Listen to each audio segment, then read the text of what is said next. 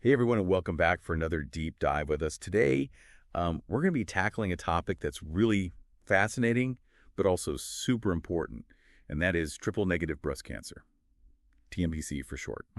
It's known for being just a really aggressive type of breast cancer, and we're going to be kind of exploring some new research that looks into why it seems to disproportionately affect certain groups of women more than others. And we've got a really cool mix of sources for you guys today. We've got scientific studies and medical reports. We even have some analyses that look at the disease through a geographic lens. So yeah, buckle up. It's going to be a thought-provoking ride. One of the things that makes TNBC so interesting is that it doesn't really follow the same playbook as other breast cancers. It really comes down to the cells lacking the receptors that normally kind of fuel breast cancer growth, which makes it a real challenge to treat with the therapies that we would normally use. Okay, so it's like a whole different beast, basically. That already sounds pretty complex. Yeah. But then you add in the fact that there's this huge racial disparity when it comes to TNBC. Yeah, absolutely. Study after study shows us that African American women are unfortunately disproportionately affected by TNBC. They tend to get diagnosed at a younger age and often face a much tougher prognosis than European American women. Yeah, that's really heavy stuff. So it's not just about the biology of the disease itself. It's about these bigger social and environmental factors too, right? Exactly. That's precisely why we're here today, to try to untangle all of those threads and see how they weave together. But first, let's just make sure we're all on the same page about what makes TNBC so unique. Most of the breast cancers we hear about are fueled by hormones like estrogen or progesterone. And then there's the kind driven by a protein called HER2. Right. Those are the ones that always seem to be in the news. Exactly. But with TNBC, the cells are missing the receptors for all three of those: estrogen, progesterone, and HER2. Hence the name triple negative. It's like they've gone rogue. And because of this, they don't respond as well to the hormone therapies or the drugs that target HER2, which can be really effective for those other types of breast cancer. Okay, yeah, that makes sense why it's so aggressive then. Right. But how common is TNBC overall? Like, are we talking about a small percentage of cases, or is this a pretty significant issue? It's definitely significant. TNBC accounts for somewhere between 15% and 30% of all breast cancer cases. Wow, that's way more than I would have guessed. Yeah. Okay, so let's dig into this racial disparity a little bit more. You mentioned that African American women are more likely to develop TNBC. What does the data actually say about that? Well, there's this one study out of Miami-Dade County that I think really highlights this. They found a very distinct pattern where TNBC prevalence rates were significantly higher in this corridor of low-income neighborhoods that are predominantly Black compared to other parts of the county. Wait, so you're saying where you live could actually be linked to your chances of getting this form of breast cancer? That's kind of mind-blowing. It is pretty thought-provoking, isn't it? And Miami-Dade is a really diverse area. I mean, it's the 7th largest county in the U.S., with people from Latin America and the Caribbean and all sorts of backgrounds. So just a really interesting place to kind of study health disparities. So are these findings from Miami are telling us that location is like the determining factor? Like if you don't live in one of those specific neighborhoods, you don't have to worry as much? I wish it were that simple. When we look at research from other states, the geographic pattern isn't always as clear-cut as it is in Miami. There are definitely studies showing higher rates of TNBC among Black women in different locations, but it's not always clustered in the same way. So if location isn't always a super clear factor, what else is going on here? Yeah. It sounds like there's this debate about whether it's just health disparities that drive this more aggressive TNBC in African American women, or if it could actually be a different disease at like the molecular level. Yeah, you've hit the nail on the head. That's really the heart of the matter. There is some evidence that suggests biological factors could be playing a role. For example, research has shown differences in something called tumor heterogeneity, which basically means that the tumors themselves are more diverse and complex. And there are also differences in population genetics, and even the presence of certain somatic genomic mutations, which are changes in the DNA of cells between African American and European American women with TNBC. Wow, so there could be real differences in the tumors themselves. That's fascinating. But it's also scary to think about. What about the other side of the argument, though, the health disparities piece? Well, people who kind of lean towards that explanation often point to things like poverty, the stress that comes with social and economic disadvantage, limited access to good health care, and exposure to environmental hazards. All of these things can take a toll on a person's health and could very well be contributing to these cancer disparities. It's like a chicken or the egg thing. It's hard to know what comes first. Yeah. But I guess it's probably a mix of everything, right? Yeah, it's very likely a combination of both biological and non-biological factors. Think of it like a tangled web. Everything's kind of connected. For instance, there's a study from Ohio that found that African American women with TNBC were less likely to receive systemic anti-cancer therapy, and they had significantly worse outcomes, like shorter progression-free survival and overall survival, compared to white women even after you account for other clinical factors. Wow, that's a really concerning finding. What are the implications of that in terms of treatment? Is it that they're not getting the same quality of care, or is there something else going on? That's a great question, and it's one that researchers are still trying to fully understand. There are several potential explanations, and it's likely a mix of different factors. Some studies suggest that Black women are often diagnosed at a later stage, which could be due to difficulties accessing health care or delays in actually seeking treatment. So just getting in to see a doctor could be a barrier in itself. Unfortunately, yes. And then there are also concerns about potential differences in the quality of care they receive, especially during those early stages of diagnosis and treatment. So it's almost like there are these systemic issues within the healthcare system itself that could be contributing to these disparities. It's certainly possible. And then you also have these individual factors to consider. Things like patients refusing treatment, or doctors not recommending it for certain reasons, or even patients passing away shortly after diagnosis, or being referred to hospice care. Man, that just paints such a complex picture. It's like this perfect storm of interconnected issues. Yeah. But let's go back to that Miami study for a sec. The one with the cluster of TNBC cases in predominantly Black neighborhoods. We were talking about potential environmental factors before. Did they look into that at all? They did. Remember how we talked about those abandoned industrial sites, the ones called brownfield sites? They can be contaminated with all sorts of nasty stuff. Yeah, those definitely sound like they could pose a health risk. Well, the Miami study found a significant correlation, or you'd say a link, between brownfield sites and TNBC prevalence. They actually looked at it at both the census tract level, which is a smaller geographic area, and at the neighborhood level. And it was consistent across both. So you're saying that just living near one of those sites could increase a woman's risk of developing TNBC? That's pretty scary. It's definitely something to think about. But like with anything in science, we have to be cautious. Just because two things are correlated doesn't automatically mean that one directly causes the other. There could be other factors at play that we haven't even uncovered yet. That's a good point. It's never as simple as it seems, is it? Never. And the researchers who did the Miami study acknowledged that. They said that the overall fit of their model was weak, meaning there are likely other variables besides just living near a brownfield site that are influencing TNBC prevalence. Okay, so maybe it's not a direct cause and effect relationship, but it's still a pretty compelling piece of the puzzle. It definitely highlights how important it is to consider these environmental factors, especially when we're talking about these health disparities. Absolutely. And it really underscores the need for more research to try and untangle this complex web of biological and socio-environmental influences on this really aggressive form of breast cancer. Well, this has definitely been a lot to process, but I feel like we've just scratched the surface. What else is there to uncover in this deep dive? There's still so much to explore. Let's dive into another risk factor that came up in our research, obesity. We'll unpack how that might be playing a role in TNBC, particularly for African American women. Okay, I'm ready for more. Let's do it. Welcome back to our deep dive into all the complexities of triple-negative breast cancer. Yeah, it's been quite a journey so far, hasn't it? I had no idea just how many factors could be at play in this disease. It really is a multifaceted issue, isn't it? We've seen how that absence of those key receptors, the estrogen and progesterone and the HER2, really makes TNBC a lot more challenging to treat with the typical therapies that we'd go to. And we've started to kind of unravel that intricate web of connections between the biology and the socioeconomic factors and even the environmental influences. Right. There's like this whole web of interconnected things. And speaking of the environmental influences, I'm really curious to hear a little bit more about that Miami study that we were discussing earlier, the one that found a link between the brownfield sites and TNBC. Oh, yeah, absolutely. That study really does highlight the potential role of environmental factors in kind of driving these health disparities. So the researchers in Miami actually used some pretty sophisticated mapping techniques to look at the distribution of TNBC cases across the entire county. They analyzed data both at the census tract level, which are those kind of smaller geographic areas, and at the neighborhood level. So they were really trying to get like a comprehensive picture. Okay, so they were really looking at it from a lot of different angles. And What exactly did they find? Well, what's interesting is that they were able to identify these very distinct hotspots of TNBC prevalence. And these hotspots kept popping up in this corridor that runs from like Opelika down to Overtown, which is an area that's predominantly made up of low-income Black neighborhoods. And guess what?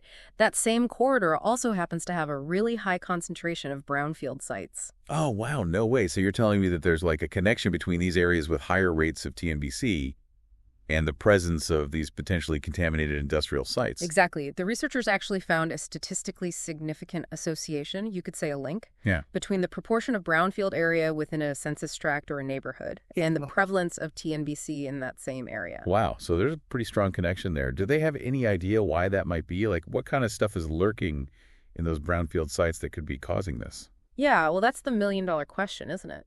And it's one that really needs a lot more investigation.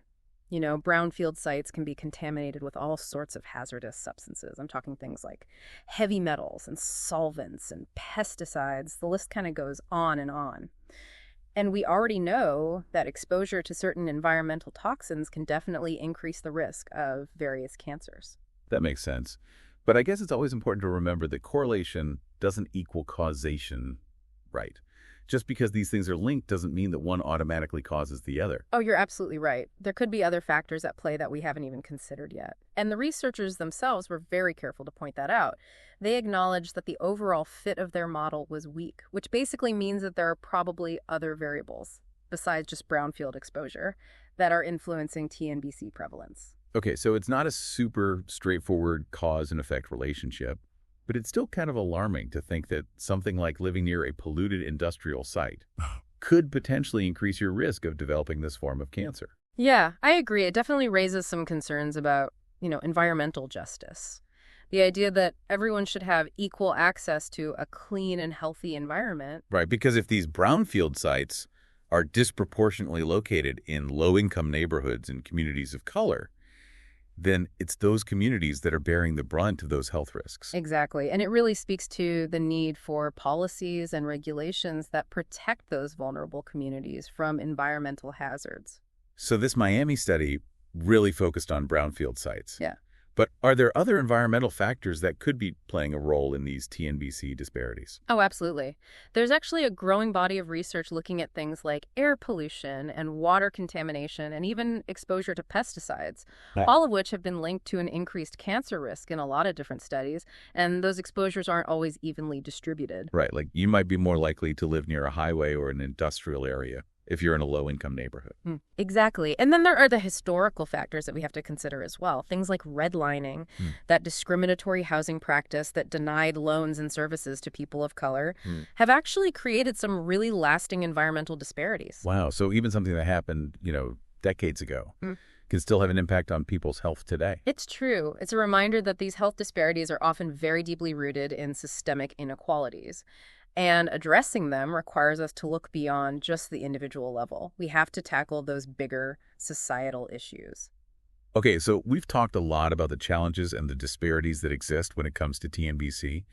But what can we actually do about it? What are some potential solutions that could actually help to bridge that gap in outcomes between African American women and other groups? Yeah, that's a big question. And it's one that researchers and healthcare professionals are really grappling with every day.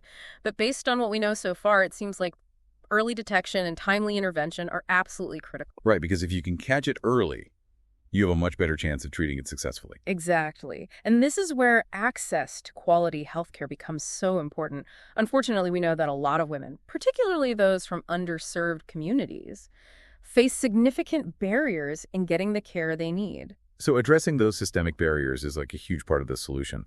But what about at the individual level? What can women do to reduce their own personal risk of developing TNBC or improve their chances of, early detection? Well, maintaining a healthy lifestyle is always a really good place to start. Things like eating a balanced diet and getting regular exercise and limiting your alcohol consumption, all of those things can actually lower your overall cancer risk. Okay, so like those general healthy habits that we always hear about actually do make a difference when it comes to cancer. They really do. And for women who might be at higher risk because of family history or genetic predispositions, there are some additional steps they can take. Things like genetic testing and increased cancer screenings can help to identify those potential problems very early on. That's a good point. Knowing your family history and actually talking to your doctor about your individual risk factors is so important. Absolutely. It's all about being proactive and taking control of your own health. And if you do notice any changes in your breasts, I mean, anything like lumps or bumps or just anything that feels different, don't hesitate to reach out to your doctor. That's good advice for anyone, really. It's better to be safe than sorry. Exactly. Early detection can make a world of difference when it comes to TNBC. So we've talked about lifestyle changes and we've talked about early detection. What about on the treatment side of things? Are there any promising developments on the horizon for women with TNBC? There's actually a lot of really exciting research happening right now. We briefly mentioned immunotherapy earlier, and that's definitely one area that's showing a lot of potential. Okay, remind me, how does immunotherapy work again? So it basically involves harnessing the power of your own immune system to fight the cancer cells. These immunotherapy drugs can actually help your immune system recognize and attack those cancerous cells much more effectively. And it's already proven to be a very effective treatment for some other types of cancer. Wow, that's pretty amazing. So are they using immunotherapy to treat TNBC right now? It's still in the research phase for TNBC, but there are a ton of ongoing clinical trials that are exploring its effectiveness, both alone and in combination with other treatments. There's a lot of hope that it could really be a game changer for women with this disease. Yeah, it sounds like there are some promising new approaches in the works. There are. Researchers are really working hard all the time to develop new therapies and just improve the existing ones. They're looking at different drug combinations and new ways to deliver those treatments, and even personalized approaches that are based on a person's unique genetic makeup. It's a really dynamic field, and there's a lot of reason for optimism. It's encouraging to hear that progress is being made. But even with all these advancements, I imagine there's still a lot of work to do in terms of addressing those systemic barriers that we talked about. Oh, absolutely. We can't just focus on the science and the technology. We have to address those social and economic factors that contribute to these health disparities. Right, because even if you have the best treatments in the world, it doesn't really matter if people can't access them or afford them. Exactly. It's a very complex problem, but it's one that we all have to work together to solve. We need policymakers and healthcare providers and researchers and communities to all come together to create a more equitable healthcare system where everyone has the opportunity to live a long and healthy life. Well said. It's a good reminder that we all have a role to play in addressing these issues. Speaking of roles, I'm curious to hear a little bit more about the role that doctors and other healthcare providers can play in improving care for women with TNBC. That's a great point. One of the key things that healthcare providers can do is to make sure that they're providing what's called culturally competent care. Okay, I've heard that term before, but I'm not entirely sure what it actually means in practice. So it essentially means being aware of and sensitive to the unique challenges that different cultural groups face. And then healthcare providers need to actually tailor their communication and their treatment approaches accordingly. So it's about more than just understanding, different languages. It's about being respectful of different cultural beliefs and practices and really listening to what the patient is saying. Exactly. It's about building trust and making sure that the patient feels heard and respected. And I imagine it's also about addressing any implicit biases that might be influencing the care that's being provided. Absolutely. We all have biases, whether we're aware of them or not. And those biases can sometimes unconsciously affect how we interact with and treat patients. So it's really crucial for healthcare providers to be aware of their own biases and to actively work to mitigate them so that every patient receives the best possible care, regardless of their background. Okay, so we've covered a lot of ground here, from environmental factors to socioeconomic disparities to the importance of this culturally competent care. It's been a lot to process, but I feel like I have a much better understanding of the kind of complex landscape of TNBC now. Me too. And I think it's important to remember that even though we've uncovered some really challenging issues, there's still a lot of hope out there. Researchers are making some incredible strides, and new treatments are emerging all the time. And awareness of these disparities is growing. We are moving in the right direction, even if it feels a little slow sometimes. That's a good reminder. We don't want to leave people feeling overwhelmed or hopeless. There are things we can do, both individually and as a society. to make a difference. Absolutely. And one of the most important things we can do is to continue to learn and to ask questions and to challenge the status quo. We need to keep pushing for better research and more equitable healthcare policies and a society that truly values the health and well-being of all women. Well said. It's a reminder that we all have a role to play in making that vision a reality. We do. And one of the most important things we can do is to stay informed and stay engaged and keep advocating for those changes. Don't be afraid to ask questions and to challenge the status quo and to demand better for ourselves and our communities. This has been an incredibly eye-opening conversation. Is there anything else you want to touch on before we wrap up this deep dive? You know, there is one more intriguing piece of that Miami study that I wanted to highlight. They actually looked at the relationship between TNBC and another potential environmental hazard, hazardous waste facilities. Okay, so we're talking about like places that handle or dispose of toxic materials, right? Right. And you would think that living near one of those facilities would definitely increase your cancer risk. But here's the thing. The study didn't actually find a statistically significant association between hazardous waste facilities and TNBC prevalence. Wait, really? That's kind of surprising considering how dangerous that stuff is. It is a bit unexpected, but it just goes to show how complex these environmental investigations can really be. It suggests that the link between environmental exposures and cancer risk might be a lot more nuanced than we initially thought. So maybe it's not just about the presence of hazardous waste itself, but also factors like, the type of waste. Yeah. And how far away you are from it, and like individual susceptibility to those toxins. Exactly. It highlights how much we still don't know about how all of these environmental factors interact with our genetics and our lifestyle choices to influence cancer development. It's a good reminder that science is a process of constant discovery, and we need to keep exploring all these questions to get a more complete understanding of this very complex issue. So what else did the Miami study find? Well, this is where it gets really interesting. They used a technique called emerging hotspot analysis, which basically allowed them to track how the patterns of TNBC rates changed over time, over the entire 15 years that they were studying. So they weren't just looking at a snapshot in time. They were looking at how things kind of evolved over a longer period. Right. And what they found is that while those hotspots that we talked about in that northern corridor remained pretty consistent over time, new hotspots actually started to emerge in the western central region of the county. Wow. So the geography of TNBC risk was actually shifting. That's fascinating. It is, and it really shows us that these health disparities aren't static. They're constantly changing, and they're being influenced by this super complex interplay of different factors. So it's not like a one-size-fits-all kind of solution. We have to be adaptable and keep monitoring all of these trends to make sure that our interventions are effective. Exactly. We have to stay vigilant and really keep up with the changing landscape of health disparities. Now, before we kind of wrap things up, I want to bring up one more study that kind of sheds some light on the potential role of genetic factors in TNBC disparities. Okay, I'm all ears. This is getting really interesting. It is. So this particular study was actually conducted in New Jersey, and it looked at the relationship between neighborhood socioeconomic factors and different breast cancer subtypes, including TNBC, among Black women. Interesting. So they were focusing specifically on Black women and how their socioeconomic status might be linked to different types of breast cancer. Exactly. And what they found was that women who lived in neighborhoods with lower socioeconomic status, so things like lower income and less education and more unemployment, were actually more likely to be diagnosed with TNBC. So even within a specific racial group, like Black women in this case, socioeconomic disadvantage still seems to play a role in increasing the risk of TNBC. That's what the data suggests. And it really reinforces the idea that socioeconomic factors can have a very significant impact on health outcomes, even independent of race. It's not just about being Black or white. It's about those social and economic conditions that people are living in. That makes sense. It kind of speaks to the intersectionality of these health disparities, how all these different forms of disadvantage can kind of overlap.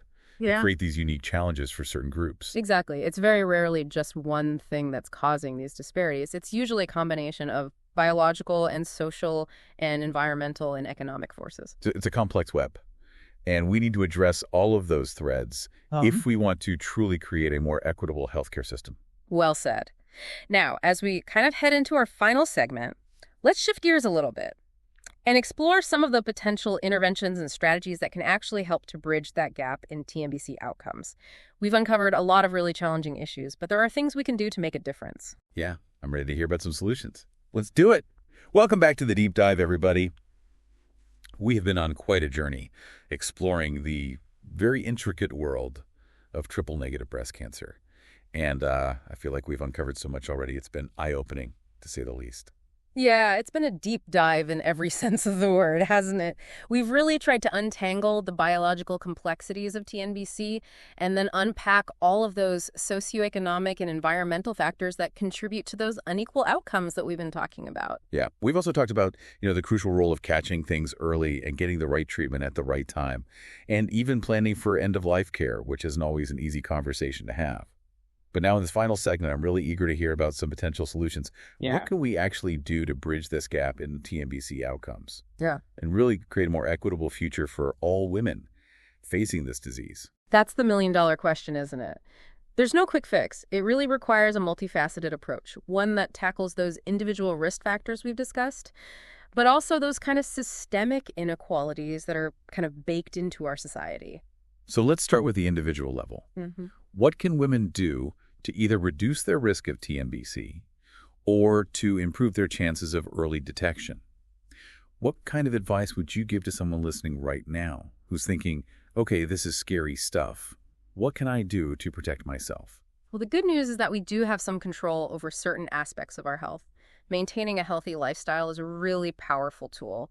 Things like making sure you're eating a balanced diet, getting regular exercise, and watching your alcohol intake. Those things can make a big difference. Okay, so those pretty standard healthy habits we always hear about, they actually do apply when it comes to cancer prevention too. They absolutely do. While there's no magic bullet to prevent TNBC, studies have consistently shown that a healthy lifestyle can lower your overall cancer risk, and that includes breast cancer. So it's like you're stacking the deck in your favor by making those healthy choices. But what about women who are already at higher risk? Yeah. Because of their family history, or maybe because of their genes, what options are available to them? That's a great question. For those women, genetic testing can be a really valuable tool. It can help identify specific mutations, like the BRCA mutations, that are known to increase the risk of breast cancer, including TNBC. So if you find out that you have one of those mutations, what can you do? Well, having that information allows for a more personalized approach to risk assessment and prevention. For example, a woman who tests positive for a BRCA mutation might choose to get mammograms more frequently, or start them at an earlier age, or even consider preventative surgery in some cases. Wow, those are some pretty big decisions to make. But I guess knowledge is power, right? The more you know about your risk, the more empowered you are to take steps to protect yourself. Exactly. And that's why it's so important to talk to your doctor about your family history and any concerns that you have. They can really help you figure out if genetic testing is right for you and what other preventative measures you might want to consider. Okay, that makes sense. But let's kind of zoom out for a second and talk about those systemic barriers that we've been discussing. Even if we have all the knowledge and all the best intentions in the world, there are still these bigger issues around access and affordability that can make it really hard for some women to get the care that they need. Yeah. What can we do to address those systemic issues and kind of level the playing field a bit? Yeah, that's where policy and advocacy become absolutely essential. We really need to push for affordable health care that is truly accessible to everyone, regardless of their income, their job status, or whether they have insurance. It's about dismantling those barriers that prevent people from getting the care that they deserve. I hear ya. Healthcare shouldn't be a luxury, it should be a right. But these disparities often go even deeper than just access to healthcare. It's about addressing those underlying socioeconomic factors that create those barriers in the first place. You're absolutely right. Investing in education and job training programs and affordable housing can have a huge ripple effect. It can lift entire communities and create a more equitable playing field where everyone has a fair shot at living a healthy life. It's like you said earlier, it's about tackling those root causes, not just the symptoms. But let's bring it back to the healthcare system itself for a minute. Are there things that we can do within that system to improve care specifically for women with TNBC? There are definitely some key areas we can focus on. One that's incredibly important is ensuring that healthcare providers are delivering what we call culturally competent care. Okay, I've heard that term before, but I'm not entirely sure what it means in practice. So it essentially means being aware of and sensitive to the unique challenges faced by different cultural groups. And healthcare providers need to tailor their communication and treatment approaches accordingly. So it's about more than just understanding different languages. It's about being respectful of different cultural beliefs and practices and really listening to what the patient is saying. Exactly. It's about building trust and making sure that the patient feels heard and understood. It's about recognizing that a one-size-fits-all approach to healthcare just doesn't work. People have different needs and values and experiences, and those all need to be acknowledged and respected. That makes a lot of sense. And I imagine it also involves being mindful of those unconscious biases that we all have, which can sometimes influence how we interact with and treat others. That's a crucial point. We all have biases, whether we're aware of them or not. And in a healthcare setting, those biases can unfortunately lead to disparities in care. So it's essential for healthcare providers to be aware of their own biases and to actively work to mitigate them so that every patient receives the best possible care, regardless of their race or ethnicity or socioeconomic status or any other factor. Okay, we've covered a lot of ground here, from environmental factors to socioeconomic disparities to the importance of culturally competent care. It's been a lot to process. But I feel like I have a much better understanding of the very complex landscape of TNBC now. Me too. And I think it's important to remember that even though we've uncovered some really challenging issues, there's still a lot of hope out there. Researchers are making incredible strides, and new treatments are emerging all the time. And awareness of these disparities is growing. We're moving in the right direction, even if it feels slow sometimes. That's a really good point. We don't want to leave people feeling overwhelmed or hopeless. There are things we can do both as individuals and as a society to make a difference. Speaking of hope, you mentioned some promising new treatments earlier. I'm curious to hear a little bit more about those. Oh, yeah, there are some really exciting developments happening. One that we touched on earlier is immunotherapy, which is basically harnessing the power of your own immune system to fight the cancer. Immunotherapy drugs can help your body recognize and attack those cancerous cells more effectively. I remember you saying that it's already being used to treat other types of cancer. Is it being used for TNBC yet? Or is that still in the works? It's still in the research phase for TNBC, but there are a lot of ongoing clinical trials that are exploring its effectiveness, both alone and in combination with other treatments. There's a lot of hope that it could be a real game changer for women with this disease. Wow, that would be incredible.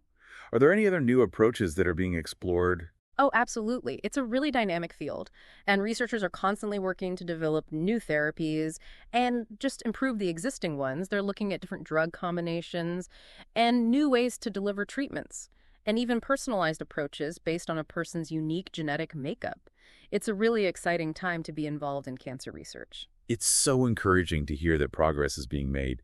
It gives me hope that we're moving towards a future where TNBC is no longer such a daunting diagnosis. I share that hope. But I think we have to be realistic. Even with all of these advancements, there's still a lot of work to do, especially when it comes to addressing those systemic barriers that we talked about.